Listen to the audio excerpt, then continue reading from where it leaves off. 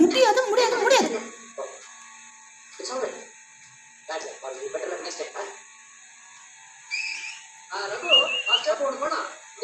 சிவாவோட அனிதாவை சேர்த்துட்டு அப்படியே கோர்த்து விட்டுறீங்களா? Okay master.